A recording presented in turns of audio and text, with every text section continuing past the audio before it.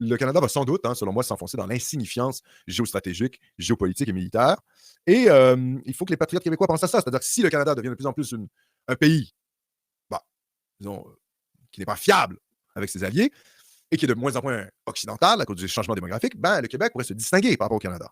Alors, je sais que ça demande un renversement total de mentalité chez les séparatistes québécois en étant justement une nation plus militarisée que le Canada et en prouvant aux alliés européens et américains que nous, ben, on serait un membre de l'OTAN beaucoup plus proactif que ces cons de Canadiens complètement à la ramasse. Mais pour ce faire, il faudrait, et ça accélérerait, ça faciliterait peut-être des reconnaissances diplomatiques. Mais ça demande un changement de mentalité au sein des souverainistes québécois. Ce qu'on travaille à MSTV. La guerre culturelle, c'est aussi sur les enjeux de défense et les enjeux militaires, en disant non, c'est pas simplement une histoire de il ne faut pas dépenser dans l'armée. Non, il faut investir dans l'armée, investir dans le militaire. Et ultimement, le Québec, lui aussi, si c'est ce à quoi on aspire, un État souverain, aurait son armée et donc devrait dépenser dans la défense de son territoire, mais aussi pour faire des missions à l'étranger. Ce qui d'ailleurs faciliterait sa reconnaissance internationale. Que l'Allemagne a eu l'Autriche, elle ne s'est pas arrêtée là. Les Sudètes, et puis voilà, ça a continué. La Russie est dans la même dynamique historique. Et elle n'a pas besoin d'un parti national-socialiste au pouvoir, elle a juste besoin d'avoir un nationaliste impérialiste qui veut une revanche.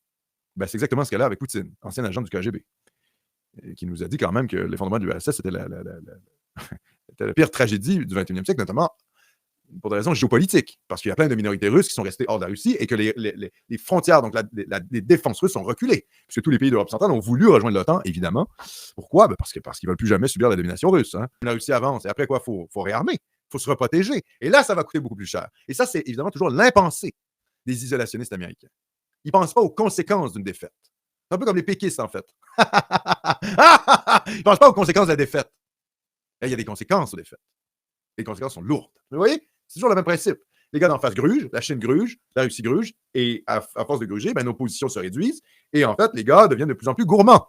Pourquoi? Parce qu'on apparaît faible, parce qu'on apparaît pacifiste, parce qu'on apparaît dégénéré. Parce que plus on recule le temps où on confronte, comment je dirais, les Russes par proxy, ben, plus ça va être coûteux. Plus ça va être coûteux en termes financiers, mais plus ça va être coûteux aussi potentiellement en coût humain. Il faut s'attendre à des guerres de plus en plus chaudes dans les années à venir. De plus en plus chaudes. Et c'est tout de suite qu'il faut aider l'Ukraine. Parce que demain, ça va coûter encore plus cher. Et tout ça se fait dans un contexte géopolitique global.